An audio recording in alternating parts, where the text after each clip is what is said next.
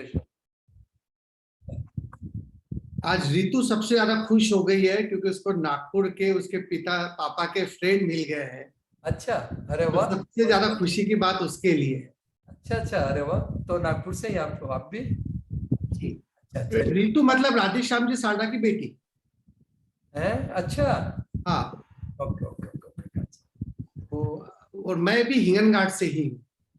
अच्छा, अरे वाह, फर्स्ट क्लास। हाँ हाँ हाँ। तो हिंगनघाट नागपुरी से। हिंगनघाट तो वहां जाके कोई सुनेगा तब तो ये लिखेंगे कि नागपुरी है, और क्या। हाँ जी। हिंगनघाट को कोई दूर हाँ जाके यदि बताए तो उसको नागपुरी बताना पड़ेगा वैसे भी। हाँ हाँ, तो हमको अभी कोई भी पूछता है कहाँ रहते तो हम नागपुर ही बोलते हैं। ठीक ठीक बात। ऊना में एयरपोर्ट से पहुंचने में जितना टाइम लगता है उतना ही टाइम हिंगनघाट से नागपुर एयरपोर्ट पहुंचने में लगता है। ठीक बात है, बिल्कुल ठीक बात है, बिल्कुल बिल्कुल ठीक ठीक ठीक बात। चलो फर्स्ट ऑफ ऑल, हाँ,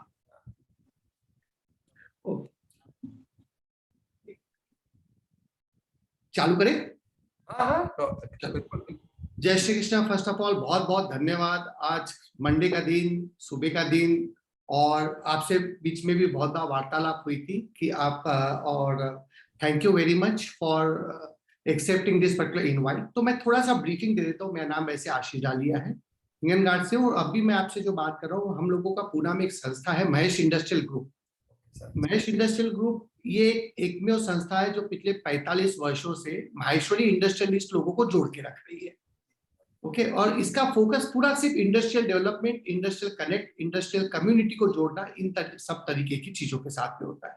इसमें हम लोग कोई सोशल, कोई बाकी के चीजों पे काम नहीं करते हैं।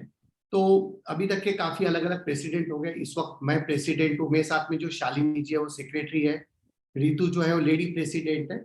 और हम लोगों की प्रयत्न ये रहता है कि कैसे हम आप लोगों के साथ में जुड़े, आप लोगों से समझे, और बाकी के लोगों तक आपका मैसेज जो हम लोग आगे लेके जा सकें। ओके, तो आज जो हम लोग इंटरव्यू ले रहे हैं, हम लोगों का एक ईयरली मैगजीन होता है गियर अप के नाम से। तो गियर अप में हम लोग बात करते हैं कुछ सक्सेसफुल बिजनेस ओनर्स के बारे में। बाद में इसमें बात करते हैं कि इंडस्ट्री में ट्रेंड्स क्या बदल रहे हैं, कौन आदमी इनोवेट कर रहा है, स्टार्टअप कल्चर में क्या चीज है। तो उस तरीके की काफी सही अलग अलग श्रृंखलाएं चलती रहती है। तो उसी के मद्देनजर आज हम लोग आपके साथ में थोड़ा वार्तालाप करेंगे, समझेंगे आपकी जर्नी को, समझेंगे आपके सब चीजों के साथ। ओके, तो Shalini ji, over to you. Thank you Ashish भैया। जय श्री कृष्णा वंस अगेन। मेरा नाम शालिनी मुंदड़ा है और अभी फिलहाल मैं एमआईजी के सेक्रेटरी के रूप में कार्यरत हूँ। आपसे, जैसा कि आशीष भैया ने पहले ही बताया कि ये एक मैगजीन के संदर्भ में हम आपका इंटरव्यू ले रहे हैं, तो आप जो भी बोलेंगे यहाँ पर हमारे साथ में, वो एक आर्टिकल के रूप में मैगजीन में पब्लिश होगा। हमारी अपेक्षा ये है कि आप बाकी मारवाड़ी, अपने जो माहेश्वरी कम्युनिटी के उद्योजक हैं, उनको आपसे इंस्पिरेशन भी मिले, और जो ये एक अलग सा आपका फील्ड है, जो एक उद्योग है, उसके बारे में जानकारी भी मिले। तो इसी से रिलेटेड जो भी हमारे आपसे क्वेश्चंस रहेंगे वो इसी संदर्भ में रहेंगे। सबसे पहले आपको बहुत बहुत बधाई। धन्यवाद कि आपकी जो नेटवर्थ है वो अभी 1.9 बिलियन है, और आप वर्ल्ड में 1600 से आपकी रैंकिंग जो है दैट इज अराउंड, हम लोग देख सकते हैं 1570 है वर्ल्ड रैंकिंग, और भारत में सबसे जो रिच बोलना चाहिए उसमें आप पहले 75 लोगों में से हैं। तो इट्स अ बिग ऑनर हमारे लिए, बहुत इसकी ऑनर की बात है कि हम आपसे बात कर रहे हैं और हमको फर्स्ट हैंड एक्सपीरियंस मिल रहा है कि आपकी बात सुन के हम कुछ सीख पाए।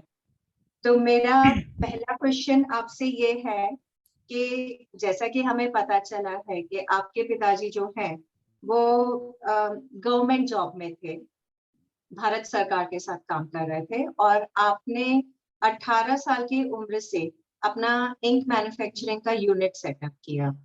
ये काफी कॉन्ट्रडिक्टरी चीज है, क्योंकि जनरली देखा जाता है कि जो सर्विस सेक्टर के लोग होते हैं या जिनके पास गवर्नमेंट जॉब्स जैसी सिक्योर जॉब्स होती है, उनके बच्चे भी ना जनरली उतने रिस्क टेकिंग नहीं होते, और वो भी एक सिक्योर जॉब में इंटरेस्टेड रहते हैं। तो आपको ऐसा क्यों लगा कि आपने उद्योग करना चाहिए या इंडस्ट्री में आना चाहिए?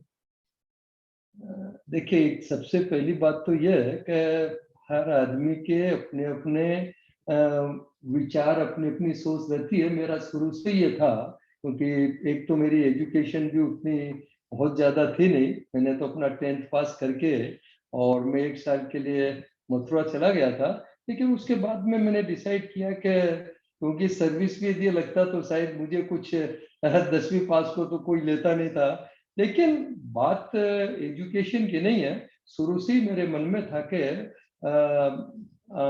एक ग्रैंडफादर के टाइम से उनकी छोटी सी दुकान थी, तो उस समय से ही मैंने निश्चित किया था कि भाई मेरे को बिजनेस करना चाहिए, चाहे साधन कम हो, एजुकेशन कम हो, लेकिन एक बिजनेस ऐसा सेक्टर है कि जिसमें आप अपने जो मन में सोच है या जो प्रतिभा है, जो भी कुछ है, वो उसके जरिए आप ज्यादा कुछ कर सकते हैं। एक और चीज ऐसी थी कि इंडस्ट्रियल एक्सप्लोजिव अपने आप में एक अलग फील्ड है और बहुत ही अलग बिजनेस है ये, और नागपुर एक ट्रेडिंग जोन था। तो फिर आपने इस इंडस्ट्री में अपॉर्चुनिटी कैसे ढूंढी और कैसे आपको लगा कि ये एक बहुत अच्छा बिजनेस होगा? एक तो यह है कि मैं प्रॉपर, जैसे आपको पता, भीलवाड़ा से बिलोंग करता हूँ। तो जब मैं एजुकेशन में था तभी भी भीलवाड़ा एक ट्रैक्टर कंप्रेसर जिसमें एक्सप्लोजिव का यूज होता है, उस समय भी अपने कंट्री के लार्जेस्ट ट्रैक्टर कंप्रेसर यूनिट वहाँ के थे। तो करीब करीब जो भीलवाड़ा की ग्रोथ भी जो हुई है, उसका बेसिक रीजन ये ट्रैक्टर कंप्रेसर या एक्सप्लोजिव का बिजनेस है। तो मतलब ऐसा है कि एक्सप्लोजिव के बारे में मुझे अच्छी तरह जानकारी थी। और दूसरी चीज है कि जब मैंने ये वहां पर तो कुछ बिजनेस था नहीं, मैं महाराष्ट्र में आ गया था, चंद्रपुर में, पर 77-78 में आ गया था। लेकिन अपने कंट्री में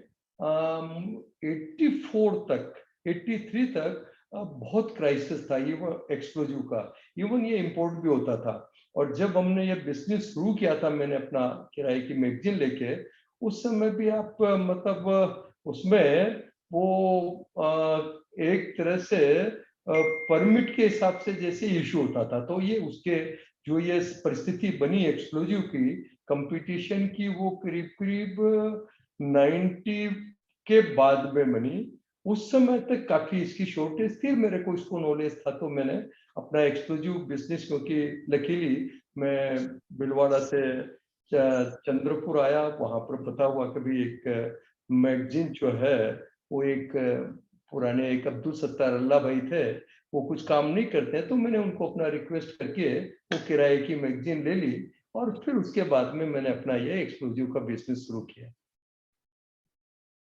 जैसे कि हमें पता चला है कि आपने ये एक्सप्लोजिव का बिजनेस शुरू करने से पहले कुछ और भी बिजनेसेस में कोशिश की थी, कुछ बिजनेसेस करने की, तो वो क्या बिजनेसेस थे? और पहली बार आपको जो सक्सेस या सफलता जो मिली वो क्या इसी बिजनेस से मिली, या पुराने बिजनेसेस को आपने बंद क्यों किया? मतलब ऐसा क्या था कि आपको लगा कि वो नहीं आप कर पाएंगे?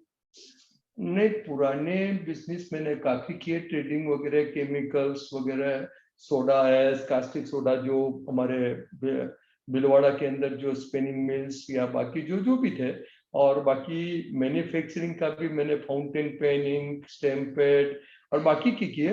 लेकिन समहाउ क्योंकि सबसे बड़ा कारण उसमें यह था कि फाइनेंशियली हमारे परिवार में ये थोड़ा क्राइसिस था, तो उसमें कुछ सक्सेस मिले नहीं। क्योंकि कोई भी बिजनेस मैन्युफैक्चरिंग का करो तो एक सर्टेन लेवल तक जो उसकी छोटी से छोटी भी जो उसकी नीड यदि नहीं है, तो somehow we could not success.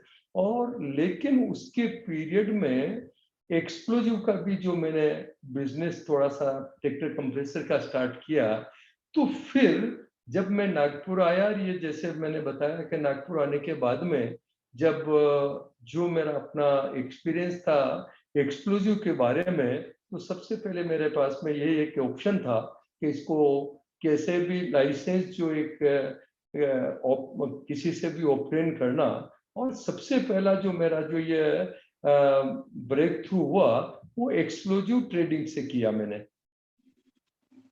आपके बारे में जो हम लोग स्टडी कर रहे थे उसमें एक और चीज उठ के आई थी कि आपको कुछ ऐसी नौबत भी पड़ी थी कि आपको स्टेशन पे सोना पड़ता था। अब शाहरुख खान भी वही बोलता है, मेरे को लगता है कहीं स्टेशन पे सोना ही तो गुरु मंत्र नहीं हो जाता है सफल लोगों के लिए। देखिए, किसी भी आदमी के जीवन में सबसे बड़ा का जब सबसे उस टाइप की परिस्थिति आती है ना, तो उसको बहुत कुछ सिखा जाती है। तो एक क्योंकि सफलता में जैसे आदमी को मिलती है, लेकिन मुझे लगता है सफलता से ज्यादा आदमी असफलता से ज्यादा सीखता है, क्योंकि उसको जीवन में किसी भी प्रकार का संघर्ष यदि आए और उसको यदि वो ठीक से एक सर्टेन पीरियड तक उसको यदि वो ठीक कर पाता है, तो क्योंकि ये समय मुझे लगता है कि हर आदमी का अपना समय परिवर्तन पक्का है, लेकिन पर्टिकुलर वो स्ट्रगल के समय, संघर्ष के समय यदि वो ठीक रह पाता है, तो एक ये सबसे बड़ा एक भगवान की देन, या ये समझिए कि ये अपने आप में बहुत बड़ी सीखना चाहे तो बहुत बड़ी उपलब्धि है एक असफलता भी। तो उससे काफी सीखने को मिला। अभाव में भी आदमी को जो एक सीखने को मिलता है, वो फिर समृद्धि में जैसे हो जाए तो उसके बाद में शायद प्रैक्टिकल उतना नहीं सीख पाता। एक और चीज, जैसे आपने इतने सारे बिजनेसेस किए, आपने बोला कि मैंने ट्रेडिंग भी किया, मैंने इम्पैक्ट वो बनाया, तो जब वो फेल हुए तो इंसान क्या होता है, इंसान जैसे एक नहीं काम किया तो अपने को लगता है दूसरा काम करेगा। आपने बोला इतने बिजनेस किए, उसमें आपको असफलता मिली, तो फिर आपको क्या ऐसी चीज थी जो मतलब you that kept you motivated for the new business, explosive वाला बिजनेस? देखिए, शुरू से ही था कि मैं एक साल में गुरुदेव के साथ रहा। जैसे ही मैंने 10th पास किया तो एक साल में 78 में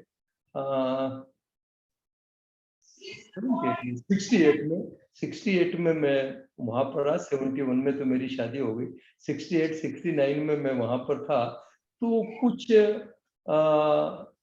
अपने संस्कृति का या अपने जो एक अपना कल्चर, संस्कृति, जिस परिस्थिति में आप रहते हैं उसका प्रभाव था, इसमें कोई दो राय नहीं।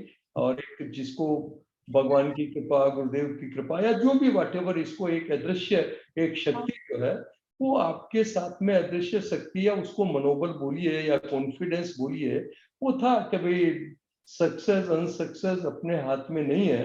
अब एक में नहीं हुए तो फिर दूसरा, दूसरा नहीं तो तीसरा। पर मुझे कभी उतना मेरा कॉन्फिडेंस लूज नहीं हुआ कि भाई इसमें हो गए या दूसरे में हो गए तो अब काम नहीं करना चाहिए, ऐसा मुझे कभी लगा नहीं। प्रयास करते रहे, क्योंकि लगातार जो ये प्रयास करते रहे, 1 2 3 4 बिजनेस किए, लेकिन नहीं मिला। लेकिन ठीक है, उसको मैंने बहुत ज्यादा सीरियसली, सिंसियरली लिया, पर उसके प्रति बहुत ज्यादा सीरियसली लेके उसमें ये नहीं कि अब मुझे नहीं करना है। तो ये एक उसको मनोबल बोलिए, भगवान की कृपा बोलिए, कुछ भी बोलिए, लेकिन वो मेरे मन में था।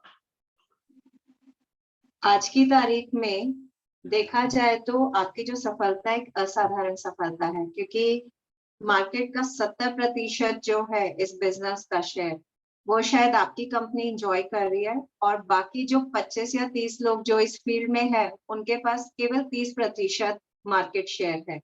तो आपकी इस असाधारण सफलता को आप कैसे समझाएंगे हमें? रैदर मैं इसमें एक और चीज ऐड करूंगा कि ये कंटिन्यूअस मार्केट डोमिनेंस आप कैसे कर पाते हो? कोई भी बिजनेस हो, आदमी किसी भी सेक्टर में हो, चाहे एक्सक्लूसिव हो या कोई भी बिजनेस हो, सबसे सबसे ज्यादा जरूरी आदमी की जो सोच है कि भाई आजकल जो एक थोड़ी ये सोच बने कि बहुत जल्दी और बहुत ज्यादा जो एक आदमी का एक्सपेक्टेशन है, वो एक्चुअली होता नहीं है किसी भी, उसको अध्यात्म से सोचो या भौतिक किसी भी कारण से। लेकिन बहुत जल्दी और बहुत ज्यादा जो मिल पाना, ये एक्चुअली वो पॉसिबल ही नहीं है, वो नेचुरल होता ही नहीं, आदमी कितना भी करे। तो मेरा शुरू से ही था, क्योंकि हम एक्सक्लूसिव में बिजनेस में थे, तो इसमें 2 चीजें बहुत इंपॉर्टेंट है। सबसे पहली है सेफ्टी और दूसरी क्वालिटी।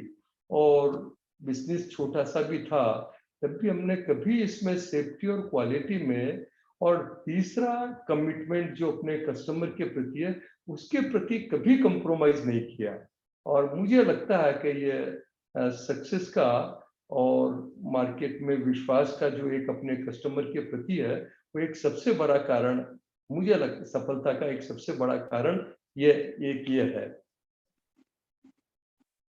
एक और चीज, जैसे अब आप अपने सफलता के शिखर पे पहुंच चुके हैं, और जैसा मैं जानती हूँ कि आप समाज के लिए भी बहुत मतलब सोशल सर्विस में, गिविंग बैक टू सोसाइटी में बिलीव करते हैं, तो आप अपने जो महेश्वरी कम्युनिटी में है कैसे मदद करेंगे ताकि लोग ऐसे सक्सेसफुल बिजनेस मॉडल क्रिएट करें? जो वैल्यू बेस्ड सिस्टम आप अपने कंपनी में लेके आ रहे हो, उस चीज को लेकर आप अपनी कम्युनिटी को कैसे हेल्प करना चाहेंगे? देखिए, आज की तारीख में पूरे देश में और पर्टिकुलर अपना जो समाज है, महेश्वरी समाज में, मुझे लगता है कि एजुकेशन समझिए या क्वालिफिकेशन, हाईली क्वालिफाइड है, वृद्धि के हिसाब से भी मुझे लगता है कि दूसरों से काफी आगे हैं। तो हम चाहे किसी भी प्रोफेशन में हो या किसी भी रूप में हो, हमेशा अपने को ये सोचना ही चाहिए कि हम समाज के लिए और देश के लिए क्या कर सकते हैं। भगवान ने जो भी सामर्थ्य अपने को दी है, उसके अनुरूप हर व्यक्ति को ये एक सोचना ही चाहिए कि समाज और देश के लिए हम अपने जो भी कैपेबिलिटीज है, जो भी बाकी कैपेसिटी है, उसके अनुसार क्या करना चाहिए, ये अपने को सोचना ही चाहिए। तो इसमें जैसे मैं भी देख पा रहा हूँ कि मनीष जी भी आज आपके साथ में बिजनेस में लगे हुए हैं। आज उनकी भी एज अच्छी होगी, लेकिन जिस वक्त में वो पढ़ाई करके बिजनेस पे या सर्विस पे या जब पैसे कमाने की बात आई थी, उस वक्त में शायद इतना बड़ा बिजनेस नहीं होगा। ओके, और आप वापस बात आती है कि आप एक ऐसे बैकग्राउंड से आए हो जहाँ पे सेफ, सिक्योर और रूटीन इनकम होना बहुत जरूरी था। अब आपने बहुत रिस्की काम ले लिया था। ऐसे टाइम पे मनीष को ऐसा क्या लगा कि उन्होंने भी आपके साथ जुड़ना चाहिए, और आपने या तो रैदर उनको कैसे कन्विंस किया कि तुम भी आ जाओ, मेरे साथ जुड़ जाओ? जैसे आज आपने आपके पापा से एक अलग लीग में चालू किया, उनको भी लग सकता है कि मैं भी कुछ अलग लीग चालू करूं रैदर देन ज्वाइनिंग यू। क्योंकि एक तो मनीष, जब पहली बात तो ये कि जब 12th में पढ़ता था उस समय, उसी साल से फाउंडेशन कोर्स चालू हुआ था सीए का। तो उसने जब 12th किया, उसके साथ साथ में फाउंडेशन कोर्स भी कर लिया था। तो जब तक वो ग्रेजुएट हुआ, जब तक सीए भी हो गया था। लेकिन उसको शुरू से ये देखिए, दोनों चीजें हैं कि अपने घर का जो कल्चर, संस्कृति, सोच या भगवान की कृपा, कुछ भी समझिए, तो उसको ये लगा होगा कि भाई जितना ये स्ट्रगल, क्योंकि उसने जो मैंने स्ट्रगल किया, तो ये तो उसका कम, क्योंकि उस समय में हम जब वो 5 साल का था तब करीब हम चंद्रपुर आ गए थे। तो उसको लगा होगा कि भाई ये, क्योंकि उसने पढ़ाई की, जब वो 12th में जब पढ़ता था, उस समय जब हमने फैक्ट्री लगाई थी 95 में, मैंने स्मॉल स्केल में ये इंडस्ट्री चालू की थी, जब मेरे सहित करीब 17 आदमी थे। उसी समय में उसने थोड़ा बहुत इंटरेस्ट उसका क्रिएट हो गया था। तो एक बार जब आदमी का इंटरेस्ट क्रिएट हो जाता है और उसको लगता है कि हम इसमें कर सकते हैं, तो निश्चित रूप से उसकी खुद की, आदमी की एक सोच, आदमी के परिवार के अपने संस्कार, बाकी ये सब चीजें, और सबसे बड़ी बात है कि ऊपर वाले की जो है इसमें बहुत बड़ी देन है। तो मुझे लगता है कि वो आज मेरे से भी, क्योंकि मेरा एक अपना लिमिटेड सोच है, लेकिन निश्चित रूप से जो उसकी एजुकेशन है, सीए प्लस जो भी व्हाटएवर उसने ग्रेजुएशन किया, तो और बाकी का भी उसका जो अपना सर्कल है, उसके हिसाब से उसने बहुत अच्छा जो काम कर रहा है। इसमें दोनों ही चीजें हैं, अपने परिवार के संस्कार, बाकी आसपास में फ्रेंड सर्कल, या ऊपर वाले की कृपा, उसको कुछ भी बोल दीजिए, तो वो उसमें है। आपने एक शब्द यूज किया था कि आपकी एक लिमिटेड सोच है, लेकिन ये लिमिटेड सोच की कोई लिमिट नहीं दिखती हमको आज के एज में भी, और जिस तरीके से एक सीमाएं पे आप अलग जगह पे जा रहे हैं। ये मैंने अनुभव किया कि जैसे एक्सप्लोजिव में सक्सेस होने के बाद में, जब मैं डिफेंस के बिजनेस में सोचा कभी अपने को कुछ करना चाहिए, क्योंकि उस समय में 2010 में जब डिफेंस से हमने सबसे पहले शुरू की, उस समय में गवर्नमेंट की कोई सरकार की कोई पॉलिसी या कोई सिस्टम ऐसा नहीं था कि जिसके अंदर प्राइवेट सेक्टर को भी एमुनेशन बनाने का कोई प्रोविजन हो। लेकिन जब मैं देखा कि अभी ये पिछले 4-5 साल में जो लिमिटेशन का जो है ना, लेकिन जो मैंने देखा कि इसमें डिफेंस के सेक्टर में हाईली टेक्नोलॉजी और एजुकेशन, चाहे वो एमुनेशन में हो, चाहे आईटीज में हो, चाहे बाकी चीजों में हो, उसका बहुत बड़ा इम्पोर्टेंट रोल है। तो ये जरूर है कि मेरी अपनी एजुकेशन नहीं है, लेकिन उसको समझने में जो एक समय लगता है, एक जिस्ट जो क्या चीज है वो समझ लेते हैं, लेकिन बाकी की चीजें जो है तो उसमें एक लिमिटेशन है तो है। ये इसीलिए वो मेरा लिमिटेशन के पीछे वो था कि सोच अपनी जगह, लेकिन एक एजुकेशन का अपना एक जो स्ट्रेंथ है, वो उसको आज की तारीख में एजुकेशन, टेक्नोलॉजी, जो भी व्हाटएवर ये चीजें हैं, इसको आप वो नहीं कर सकते। मैं आशीष भैया के पहले के क्वेश्चन पे आपको वापस लेके जाऊंगी। आपने जैसे उन्होंने बोला कि एक विरोधाभास है, आपने बोला सीमित सोच है लेकिन असीमित उपलब्धि है, लेकिन यहाँ पर भी एक विरोधाभास है कि आपने खुद अपने आप से अपना बिजनेस शुरू किया। आपके जो बेटे हैं आपके बिजनेस में ज्वाइन हुए या उन्होंने आपके साथ में आए हैं। तो आपको क्या लगता है कि एक आदर्श क्या होना चाहिए? हमें चाहिए कि युवा पीढ़ी जो है अपने बिजनेस में ही जुड़े और अपने परिवार का जो बिजनेस है उसको आगे बढ़ाए, या इंसान को अपनी कैपेबिलिटी को जज करना चाहिए और फिर कुछ नया करने की कोशिश करनी चाहिए? आपको क्या लगता है? नहीं, देखिए, कैपेबिलिटी का मानना यह है कि हम अपना जो बिजनेस या जो अपने पर्टिकुलर किस एजुकेशन में है और उसका यदि वो कॉम्प्लीमेंट करता अपना बिजनेस, तो निश्चित रूप से उसी को ही करना चाहिए। लेकिन सपोज अभी मनीष मान के चलिए कि यदि वो किसी मेडिकल फील्ड में होता या एमबीबीएस या कोई दूसरी चीज करता, तो शायद उसमें उतना अच्छा नहीं कर पाता। लेकिन शुरू से ही उसका ये सोच था कि भाई मुझे इस बिजनेस में जाना, तो उसने कॉमर्स ली, सीए की। लेकिन मुझे लगता है कि सबसे ज्यादा आप किसी भी सब्जेक्ट में, किसी भी आपकी क्वालिफिकेशन हो, आपका कोई भी सब्जेक्ट हो, सबसे ज्यादा जरूरी है अपने परिवार के संस्कार और सोच। आदमी की जितना जो आदमी का अपना खुद, मेरे को लगता है कि हर सफलता के पीछे आदमी का चिंतन और आदमी का चरित्र, दो चीजें ऐसी है कि इमीडिएट सफलता दिख पाना और लॉन्ग टर्म में सफल होना, और उसके साथ साथ में आपको प्लेजर मिलना, सुख मिलना या संतोष मिलना, ये दोनों बहुत अलग अलग चीजें हैं। तो और ये केवल संस्कार से ही पॉसिबल है। मुझे लगता है कि क्योंकि आजकल अपने समाज में भी अभी जैसे इन दिनों में देख रहे हैं कि समृद्धि की, एजुकेशन की, क्वालिफिकेशन की, प्रोफेशन में एक से हाईली क्वालिफाइड है, बिजनेस में भी बहुत ऊपर, मतलब उसमें है, प्रोफेशनल डॉक्टर, हस्बैंड भी डॉक्टर है, मिसेस भी डॉक्टर है, और उससे भी क्वालिफाइड है। लेकिन कहीं कहीं अभी जिस हिसाब से जो कुछ जो अपने समाज में कभी देखने को नहीं मिलता था, लेकिन ये थोड़ा सा अपना पर्सनल मतलब ईगो, या मतलब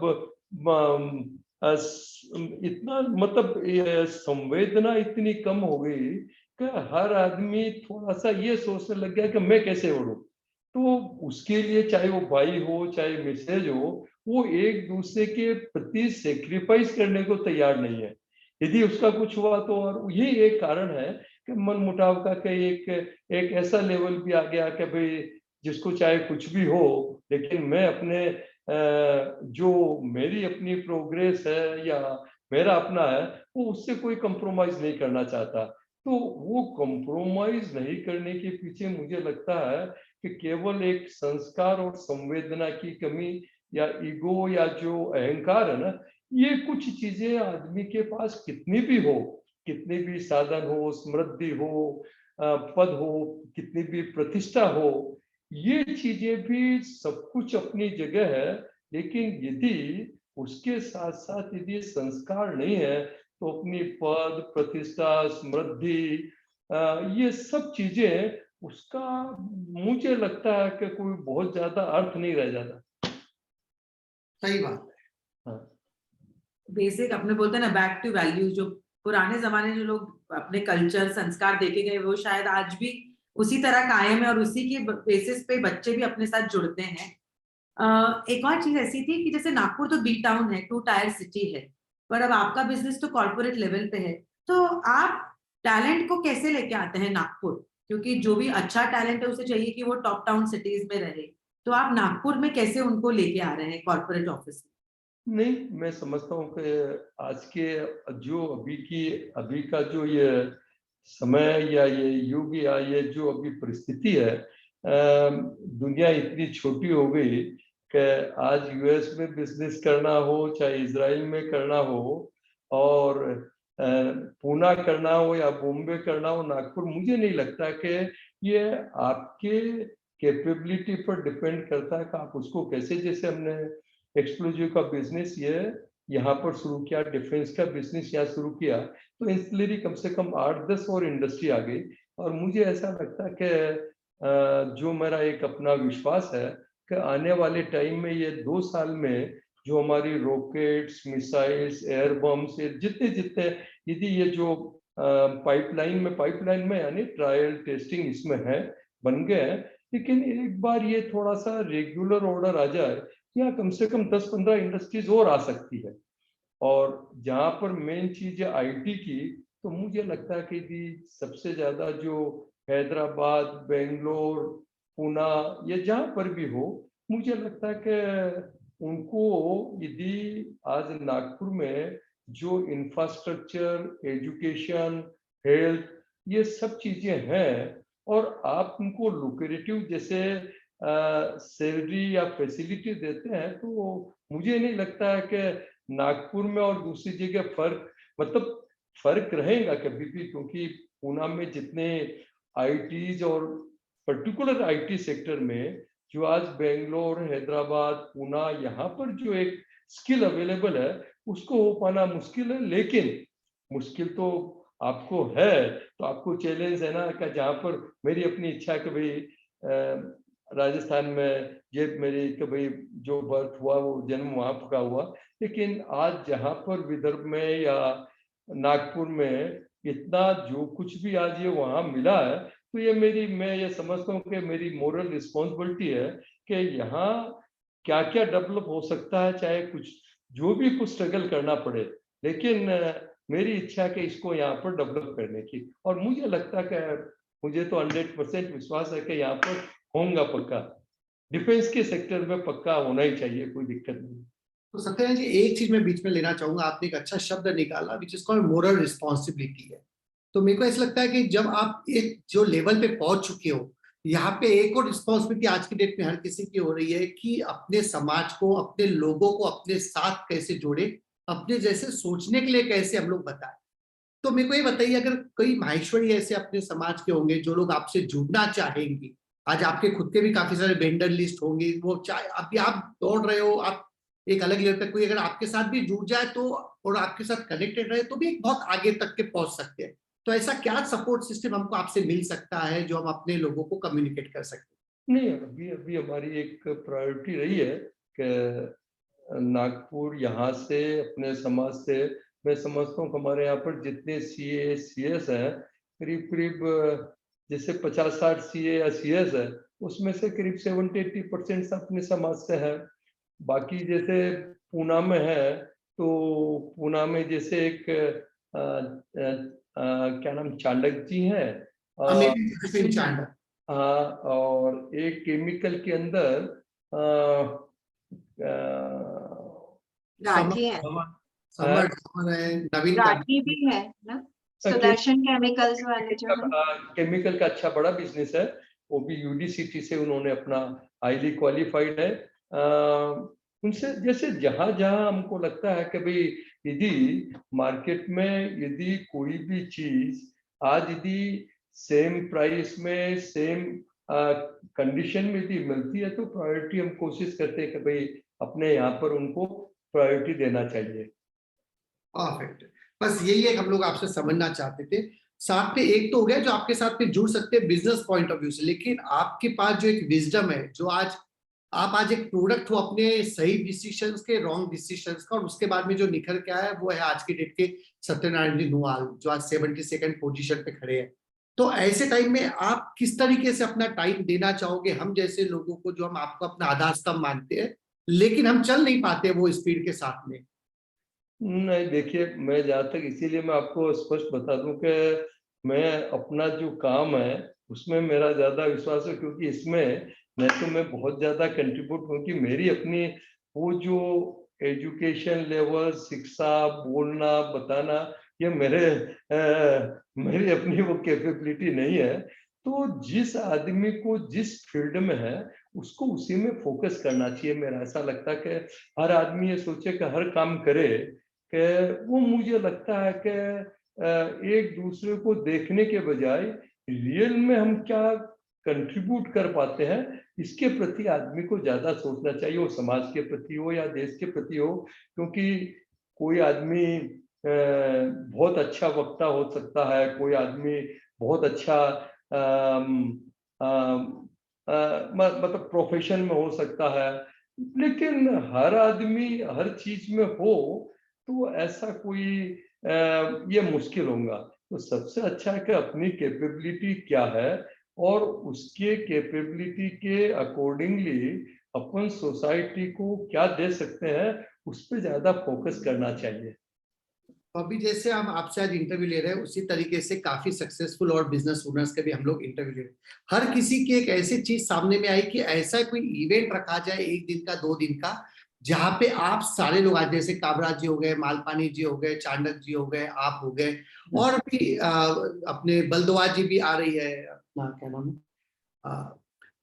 अपने हैदराबाद वाले बलदवा जी, भगवती देवी भी आ रही है। इन सब लोगों की ऐसी इच्छा है कि ऐसा प्लेटफॉर्म क्रिएट करो जहाँ पे हम सारे लोग आए, 2 दिन अपने समाज की जो joint family, joint business, growing businesses है, इन लोगों के साथ में हम लोग अपना टाइम बिताना चाहते हैं। तो ऐसी अगर हम लोग कोई श्रृंखला चालू करते हैं तो आपका हमको सपोर्ट पक्का लगेगा। बिल्कुल बिल्कुल, हम बिल्कुल कभी भी, क्योंकि ये अपनी जिम्मेदारी है। जिस समाज में अपन हुए, जहाँ पर जिस स्थान पर हुए, तो वहाँ के लिए ये आदमी को सोचना ही चाहिए कि उसमें क्या कंट्रीब्यूट कर सकता है, क्या उसमें, ये अपनी एक्चुअली मोरल रिस्पॉन्सिबिलिटी है, ये अपनी ड्यूटी है, भाई उसके प्रति करना ही चाहिए, किसी भी रूप में करे। क्योंकि लेकिन यदि जहाँ पर जिस रूप में कर सकते हैं उसको करना ही चाहिए।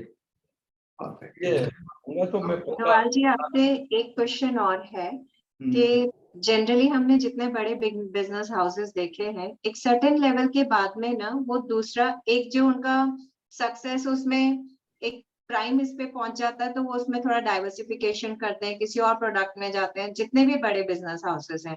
सो आप भी अब उस लेवल पे पहुंच चुके हैं, क्या डाइवर्सिफिकेशन का कोई आपका प्लान है? नहीं, अभी फिलहाल नहीं है। फिलहाल हमारे इसी के अंदर इतना काफी स्कोप है पर्टिकुलर डिफेंस सेक्टर में, उसमें उसी के अंदर काफी अपने अलग अलग, जैसे डिफेंस में है तो अभी हमने डिफेंस में पहले खाली एमुनेशन में था, एमुनेशन के साथ साथ में भी ड्रोन, लोइटरिंग मिसाइल्स, ये भी इससे है। तो उसका वो आईटी सेक्टर एक तरह से इनडायरेक्टली सबसे ज्यादा उसका जो स्कोप है वो आईटी से है। तो अभी हमने बेंगलोर में प्लांट, बेंगलोर की कंपनी टेकओवर की, मतलब टेकओवर नहीं, उसमें अपना शेयर लिए हैं, प्लस उसके साथ में भी बेंगलोर में भी जमीन खरीदी। तो जितना भी आईटी से रिलेटेड है वो उसमें हम कर रहे हैं, लेकिन फोकस हमारा डिफेंस है, क्योंकि जिसमें ज्यादा कंट्रीब्यूट आज की तारीख में कर सकते हैं, क्योंकि इसमें इतनी लाइन है डिफेंस में कि मेरे को लगता है कि सबसे ज्यादा देश में जरूरत और बहुत बड़ी अपॉर्चुनिटीज है इसमें। तो अभी हमने अभी इसको सोच के अभी फिलहाल हमने कोई दूसरी लाइन अभी सोचा नहीं है। एक और लास्ट क्वेश्चन, जैसे आप बोल रहे हो कि मतलब आपका फोकस एक इंडस्ट्री पे जिसको हम कितना ग्रो कर सकते हैं, तो आप कुछ सक्सेस टिप देना चाहेंगे लोगों को, जो एक सक्सेस मंत्रा जो उनके बिजनेस को एक लेवल पे लेके जाए?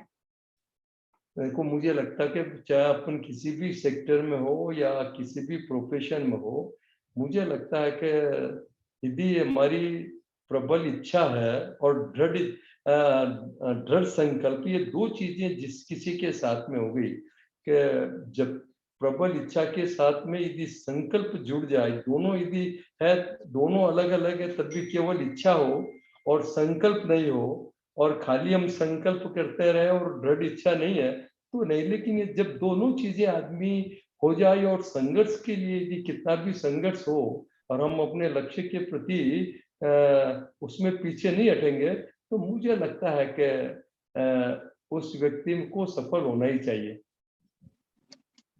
बहुत I'm अच्छा sorry, लगा। मैं आशीष मैं एक क्वेश्चन पूछना चाहती हूँ जो कि हमारी लिस्ट में नहीं है, शायद बहुत ही लेमन क्वेश्चन साउंड करे, क्योंकि रामायण पढ़ने के बाद कोई इंसान पूछे कि राम कौन है, ये वैसा ही होगा।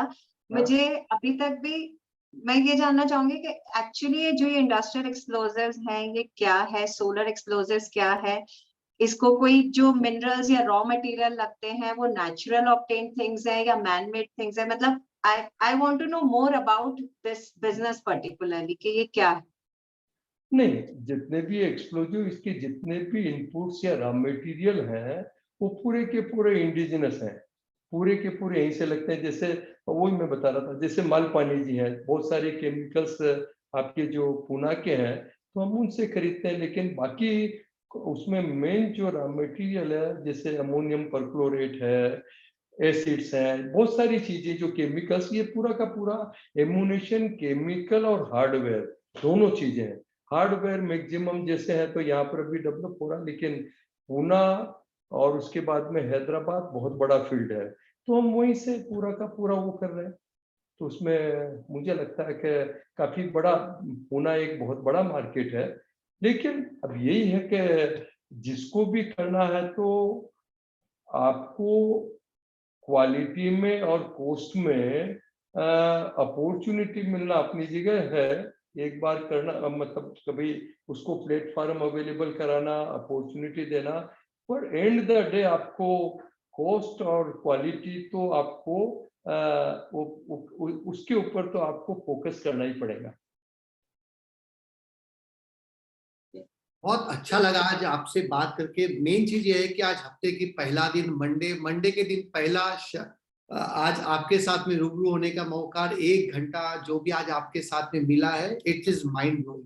जैसे वो बोलते हैं ना, आप सोलर बिजनेस पे, तो मैंने सोचा कि आप सोलर मतलब अभी आप सन हो, तो मैंने देखो शर्ट भी है ना सोलर पैनल टाइप की पहनी हुई है, ताकि आपका पावर एब्जॉर्ब कर सके और हम लोग इसको आगे कंटिन्यू कर सके। बस सोलर हमारा, खैर वैसे भी सोलर का मतलब कोई ज्यादातर यही समझते कि सोलर एनर्जी या सोलर पावर से है, लेकिन सोलर एक्चुअली हम गायत्री के उपासक हैं। जैसे तो गायत्री का देवता सूर्य माना गया है, तो गायत्री का देवता सूर्य है, तो इसीलिए हमने इसको नाम सोलर शुरू से सोलर रखा है। नहीं तो ज्यादातर कंफ्यूज हो जाते हैं सोलर के नाम से, कभी सोलर यानी सोलर एनर्जी, सोलर पावर, जो भी बहुत सारे फोन उसी में आना चालू हो जाते कभी तो चलता है ये। हाँ, मैं भी वही चीज के हिसाब से सोलर पैनल को, जैसे ग्रिड्स होती है ना, वैसे ग्रिड वाला शर्ट पहना वाला, आप एनर्जी दोगे हम एब्जॉर्ब कर लेंगे। सोलर का इतना चल रहा है, लेकिन शुरू से, आज से नहीं, करीब करीब जब हमने 95-96 में पहली इंडस्ट्रीज की थी, तब भी उसका नाम सोलर एक्सप्लोजिव था। सोलर मतलब वही तो जो आपको बताया, कभी मैं गायत्री के जो देवता है वो सूर्य है, तो हमने सूर्य के नाम से शुरू किया उसको। जैसे कि अभी आप बोल रहे हैं कि आप डिफेंस के लिए काफी काम कर रहे हैं और गवर्नमेंट के लिए भी काम कर रहे हैं, तो ये एक ऐसा सेक्टर है जहाँ पे कॉन्फिडेंशियलिटी बहुत इम्पोर्टेंट है। उसके लिए आपको आपके पब्लिक अपीयरेंसेस, पब्लिक टॉक्स भी काफी कंस्ट्रेंट रखने पड़ते हैं। तो ऐसा कुछ ऑब्लिगेशन रहता है आपको गवर्नमेंट की तरफ से कि आप सोशल इसमें ज्यादा अपने बिजनेस के बारे में बोल नहीं सकते या रिवील नहीं कर सकते उसके बारे में ज्यादा? नहीं, डेफिनेटली उसमें जो भी रिस्ट्रिक्शंस हैं, जो भी उसमें कॉम्प्लिकेशन, फॉर्मुलेशन, जो भी चीजें हैं, तो एक सर्टन लेवल तक तो वी हैव टू फॉलो, क्योंकि गवर्नमेंट इंस्ट्रक्शंस जो है वो तो खैर आपको फॉलो करना ही पड़ेगा। क्योंकि बिजनेस चाहे हमारा है, लेकिन जहाँ पर सिक्योरिटी की सवाल आती है, नेशनल सिक्योरिटी का है, तो मतलब we have to follow about all norms of whatever this ministry of defence, IB, जो भी उनके सिक्योरिटी नॉर्म्स है, तो वी हैव टू फॉलो। तो गवर्नमेंट चेंज होने से डिफेंस के एटीट्यूड में कुछ फर्क महसूस होता है? ये तो इसमें कोई दो राय नहीं, क्योंकि ये आने के बाद में लास्ट के जो 3-4 साल में, ये 10 साल से है, लेकिन जो ये 3-4 साल में जो एक काफी ट्रिमेंडस चेंज जो आया है, निश्चित रूप से ये आने वाले टाइम में यदि ऐसा ही चलता रहा तो मतलब यहाँ की जो एक 60-70% नीड है, अभी तो गवर्नमेंट ने पॉलिसी ला दी कि कोई भी प्रोडक्ट इंपोर्ट नहीं होगा, या तो फिर वो मेक इन इंडिया बेसिस पे या आईडीडीएम, मतलब इंडियन डिजाइन एंड डेवलपमेंट। तो जो यहाँ पर नहीं है उसको आप या बाहर से ला सकते हैं। तो ये काफी उन्होंने बहुत ही मतलब इस गवर्नमेंट ने, मुझे लगता है कि बहुत ही ट्रिमेंडस एक उन्होंने ये स्टेप लिया है। ये अपनी इंडस्ट्रीज को बहुत आगे बढ़ाएगा, इसमें कोई डाउट नहीं। तो मेक इन इंडिया ने सपोर्ट किया है आपके बिजनेस को? बिल्कुल बिल्कुल, मेक इन इंडिया का हमको भी सपोर्ट किया है, बाकी भी इंडस्ट्रीज में मैं ये बोल सकता हूँ कि स्काई इज द लिमिट। बहुत ज्यादा इसमें अपॉर्चुनिटीज है, जो जिसके अपने इसमें, चाहे वो हार्डवेयर हो, आईटी इंडस्ट्री हो, चाहे एमुनेशन हो, केमिकल्स हो, हर सेक्टर में, क्योंकि इनोवेशन वर्ल्ड में कभी भी जो शुरू हुआ है वो कभी भी डिफेंस से ही हुआ है। तो वो तो इसीलिए इसमें डिफेंस में तो अपने आप में एक बहुत बड़ा स्कोप है और सबसे बड़ी इम्पोर्टेंट सेक्टर है, क्योंकि ये जब भी हजारों सालों का इतिहास देखें तो ये लड़ाई झगड़े, ये कभी आज तक 1000 साल का इतिहास भी उठा के देखे हैं, तो ये जब तक मनुष्य है, नेचर जो एक मनुष्य की एक नेचर है आदमी की, ये तो चलता रहेगा। तो आपको बड़ाई भले ही नहीं करना हो, लेकिन आपको ठीक रहना और ठीक बताना है, तो आपको तो मजबूत तो होना ही पड़ेगा। तो ये इम्पोर्टेंट सेक्टर है। तो मैंने आपके लाइन से एक और लाइन पिकअप किया जहाँ पे आपने बोला स्काई इज द लिमिट, और आपने बिजनेस से ऐसे लिया जो बिजनेस है स्काई में चले आपका। जब आप एक्सप्लोसिव लेते हो तो what is the top most thing which goes up is explosive by the way. नहीं ठीक है, अब कुछ इसमें स्कोप भी है, और कुछ सबसे बड़ी बात है कि जब ऊपर वाले की कृपा हो ना, तब आदमी अपने आप ठीक होता जाता है। बाकी देखिए, ये जितना भी कोई हमने भले ही बोलने के लिए या बात करने के लिए जो 90 में सोचा था, मैं तो ये स्पष्ट है कि शायद ऊपर वाला सामने आ जाता और बोलता कि क्या वरदान चाहिए, तो शायद इतना नहीं मांग पाते, वो बोल भी देता तो नहीं मांग पाते। तो ये जितनी भी चीजें हैं, बोलना करना, लेकिन ऐसा नहीं कि हमने पहले ही प्लान किया था कि मैं इस साल में इतना करूंगा, यहाँ पहुंच जाऊंगा, उस साल में इतना करके मैं ये करूंगा। मेरे को इस बात में बहुत ज्यादा विश्वास नहीं है। अपने को तो अपना काम जो है निश्चित रूप से अपनी अपने जो एक चिंतन है, अपना चरित्र है, बाकी जो संस्कार है, इसको ध्यान में रखते हुए कोई भी काम करें, उसमें सफलता पक्का मिलना है। सिर्फ एक आशीष भैया, एक मेरी पर्सनल क्यूरियोसिटी है, आपने इतना जो बताया है, सत्यनारायण जी, ऐसा हो गया आपका जो पावर है ना, ये कोई छोड़ ही नहीं रहा है कोई। नहीं आपके बारे में जैसे पढ़ा है कि भाई इसमें कोई ये पूछे कि भाई लोग बोलते हैं बहुत विजनरी है, बहुत ये बोलते हैं कि बहुत ये अपनी जगह बोलने के लिए ठीक है, लेकिन मुझे लगता है कि मूल जो सफलता का मंत्र है, आप अपने आदमी का, किसी भी आदमी का सफलता के पीछे उसका चिंतन, उसका चरित्र और बाकी के संस्कार जो है वो है तो ठीक है, नहीं तो लंबे समय तक हम यदि किसी का भी इतिहास उठा के देखें तो ये अपने को खुद को लगता है। इसीलिए सबसे ज्यादा मेरे को लगता है इसी चीज पे फोकस करना चाहिए कि जो भी कितने भी आगे बढ़ जाए, लेकिन मुझे लगता है कि कम से कम अपने चिंतन को, अपने चरित्र को, लोगों के लिए क्या कर सकते हैं, इस भावना को कभी भूलना नहीं चाहिए। जब जब मौका पड़ेगा, जब हमको लगेगा हम आपके, क्या है डोनेशन वगैरह के लिए तो बहुत लोग आ जाते हैं, डोनेशन ले भी लेते, खत्म भी हो जाता है, लेकिन जो रियल विजडम है वो आपका ज्ञान है, बिकॉज वो चीज है ना, उसके लिए हमको आपके पास आना पड़ेगा और जब जब मौका पड़ेगा हमें अपेक्षा ज्ञान बस कब से आपको बात किया उतने तक ही, उससे ज्यादा नहीं है, बस इसे जितना है वो उतना है, इसीलिए ज्ञानवान नहीं, लेकिन यही है कि आदमी को आदमी की सोच, आदमी की चिंतन, ये बाकी ये सब चीजें अच्छे रखना चाहिए। हाँ, सबसे बड़ी बात यही है कि भाई आदमी अपने प्रति ईमानदार रहे, दूसरों के प्रति ईमानदार रहे, वो एक सबसे बड़ी एसेट है।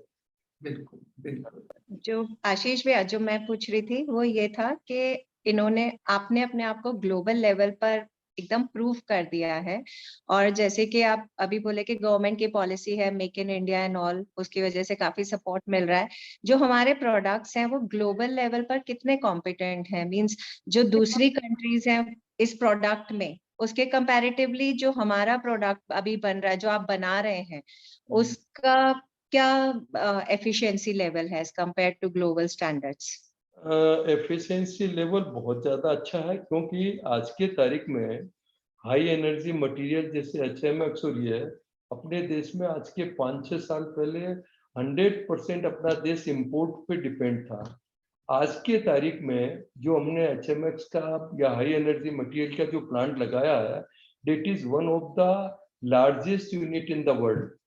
और आज की तारीख में US, इजराइल, ब्राजील, बहुत सारी कंट्री को एक्सपोर्ट कर रहे हैं। आज किसी भी रेट में वो लेने को तैयार है, कि हमने पिछले साल से करीब करीब 60% रेट बढ़ा दी, लेकिन स्टिल दे आर आस्किंग भाई we need the material, we are not bother about the price. तो इसका मतलब डेफिनेटली क्वालिटी, और इसके पीछे यही है कि क्वालिटी एंड कमिटमेंट। तो मुझे लगता है कि जहाँ तक एक्सपोर्ट का सवाल है, काफी जो एक्सक्लूसिव है वो तो हम 55 कंट्रीज को कर रहे हैं, पर जो ये हाई एनर्जी मटेरियल जो डिफेंस में यूज होता है वो भी करीब करीब 5-6 कंट्री, वो भी ऐसी के US, इजराइल, स्वीडन, जो मतलब जहां से इंपोर्ट होता था उनको हम एक्सपोर्ट कर रहे हैं। तो ये अपने बहुत बड़ी बात है, मतलब ये भगवान की एक कृपा है कि उसकी वजह से पॉसिबल हुआ। हाँ, नहीं, डेफिनेटली बहुत बड़ा अचीवमेंट है, और उसके लिए भी आपको congratulations once again. Thank you. Feel so proud for बहुत बहुत दिस। बधाई। आज हम लोगों को भी लग रहा है कि किस तरीके से हमको आगे बढ़ना चाहिए। आज आपके जो बोलने में जो एक सरलता थी, इसलिए दिल तक जाते हो, समझ में आता है कि क्या चीज करनी चाहिए, और जो एक सादगी के साथ आज आपने एक एक हम लोगों को पहले तो प्रेशर आ रहा था कि हम कैसे आपका इंटरव्यू ले क्या नहीं ले, लेकिन आपने जिस तरीके से कंफर्ट दिया हम लोगों को, वो अपने आप में काफी काबिल तारीफ। वो आपके लिए भी हुई था, मेरे लिए भी हुई था, क्या पूछेंगे मैं बता पाऊंगा कि नहीं बताऊंगा, तो इसीलिए दोनों तो बराबर अपन। ठीक है सर, बहुत धन्यवाद। बहुत धन्यवाद आपको, Thank होली की you. बहुत बहुत शुभकामनाएं होली की- आपको। धन्यवाद आपको भी, पूरे परिवार को, सबको सब बोलिए। धन्यवाद, थैंक यू।